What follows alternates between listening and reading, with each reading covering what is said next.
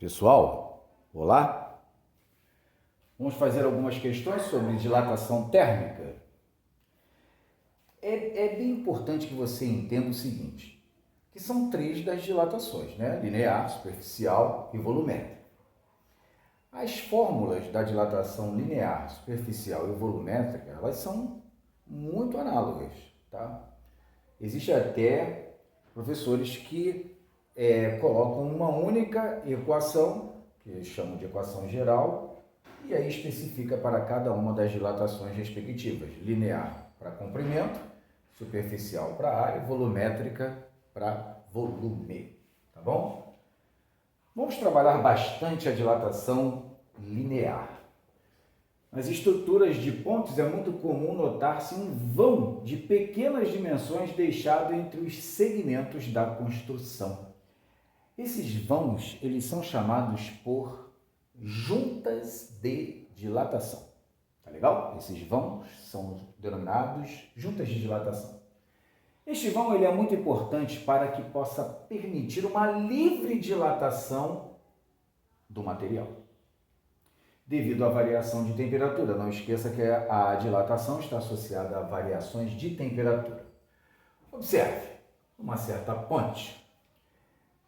Um vão entre dois segmentos é de 5 centímetros e cada segmento dessa ponte tem 10 metros de comprimento. Muito cuidado aqui, tá? Centímetro e metro. Sabendo que a temperatura varia no máximo em ΔT 50 graus Celsius, quanto vale o coeficiente de dilatação linear do material que constitui a ponte. Toda vez que se fala em dilatação linear, nós temos que lembrar a nossa formulazinha, que é esta aqui. Então vamos lá. ΔL é a dilatação ou a variação do comprimento da haste, da liga, do trilho, seja do que for. L0 é o comprimento inicial, alfa é o coeficiente que se pede e a variação de temperatura. Muito bem. Observe que se o vão guardado entre os segmentos equivale a 5 centímetros, isto quer dizer que esse segmento de 10 metros de comprimento pode ter uma dilatação máxima de 5 centímetros. Por quê? Porque a temperatura varia no máximo 50 graus Celsius. Então, a variação de temperatura máxima está para a dilatação máxima. De quanto vale a dilatação máxima ali, então? 5 centímetros. Tá legal? O nosso ΔT já está aqui. Esses 10 metros aqui indicam o valor do comprimento inicial de cada um dos segmentos. Aqui em metro, aqui em centímetro, vamos converter para centímetro, tá bom? O nosso objetivo é calcular o coeficiente de dilatação linear para uma variação de temperatura de 50 graus Celsius, ok? A questão ela terminou, a gente vai dar só uma ajeitadinha. Observa todo esse produto, 50 vezes 1000 é a mesma coisa que 5 vezes 1 acompanhado de 4 zeros. Então, nós temos 5 vezes 10 elevado à quarta alfa, tá legal? 50 vezes 1000 vai ficar 50.000, 50.000 vezes alfa, igual a 5, 50.000 em notação científica, 5 vezes 10 à quarta. O coeficiente de dilatação será dado pela fração 5 sobre todo esse valor. 5 vezes 10 elevado à quarta. Aqui a gente pode fazer o seguinte, vamos simplificar os números. Aqui vai ficar 1 e esse 10 à quarta, quando for para o numerador, inverte o sinal do expoente. Sobe como 10 elevado a menos 4. Atenção para a unidade de medida, deixa eu dar um capricho aqui, ó. A unidade de medida de coeficiente de dilatação é essa daqui, é o grau Celsius elevado a menos 1, grau Celsius recíproco. Observem essa questão aqui. A proposta dela é a seguinte: nós temos uma plataforma posicionada horizontalmente e apoiada sobre dois pilares. Pilar A, que eu estou considerando o pilar azul, e o pilar B, que eu estou considerando como sendo o pilar verde. O pilar A, ele é constituído pelo alumínio e o pilar B, ele é confeccionado em concreto. Os coeficientes de dilatação linear do alumínio e do concreto são dados na questão. O pilar A de alumínio, ele tem comprimento inicial L0A e o pilar B de concreto tem comprimento inicial L0B. Porém, em virtude de um desnível, o pilar B é maior que o pilar A. O desnível é de 50 centímetros. Antes de observarmos o questionamento, entenda que o pilar B, só para a gente dar uma adiantada, o pilar B tem relação com o comprimento do pilar A de alguma forma, certo? Sim, o pilar B é igual em comprimento ao pilar A mais o desnível de 50 centímetros. Vamos ficar atentos a isso, porque é bem provável que você já tenha visualizado. Vamos ao questionamento.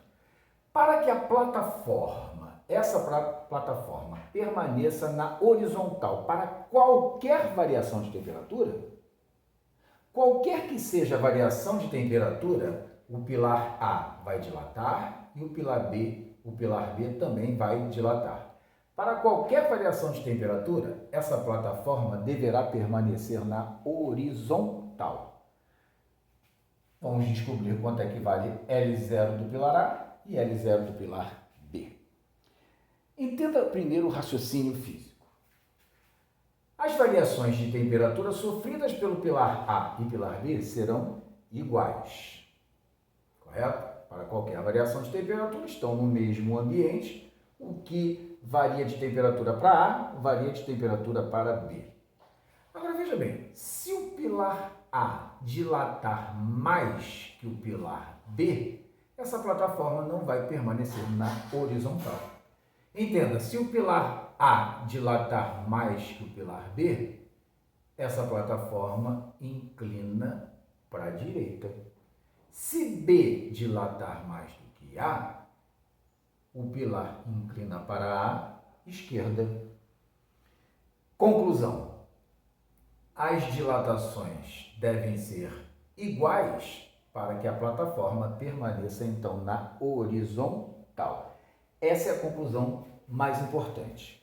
Pilar A dilata, pilar B dilata. Para que a plataforma permaneça na horizontal, uma dilatação não pode ser maior do que a outra. As dilatações deverão então serem iguais. Vamos lá então?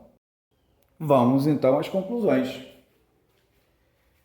O que dilata para A dilata para B para que a plataforma permaneça na horizontal. Dilatação de A igual dilatação de B. Não esqueça, para qualquer variação de temperatura. Outra conclusão: comprimento do pilar B é igual ao comprimento do pilar A mais 50 centímetros, está aqui. Essa conclusão física é importante, porque nós vamos agora trabalhar as equações de ΔLA e ΔLB a partir da igualdade.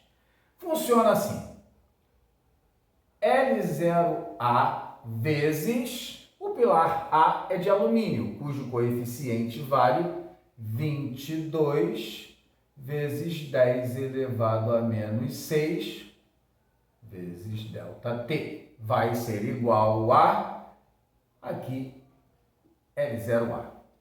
Como vai ficar ΔLB? L0B vezes coeficiente de dilatação do pilar B, que é de concreto, 12 vezes 10 elevado a menos 6 vezes ΔT. Ok? Observa que aqui a gente pode cortar alguns fatores, ó. As variações de temperatura são iguais e esse 10 elevado a menos 6 de cada lado podemos simplificar.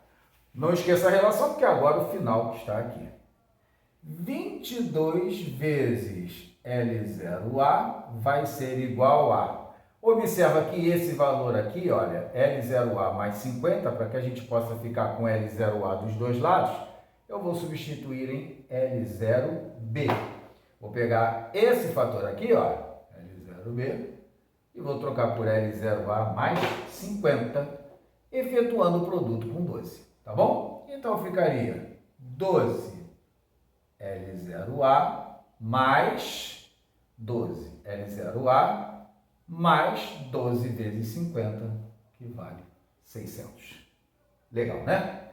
Jogando 12L0 para lá, para o outro lado, vai ficar 10L0A igual a 600. Chegamos, então, às seguintes conclusões.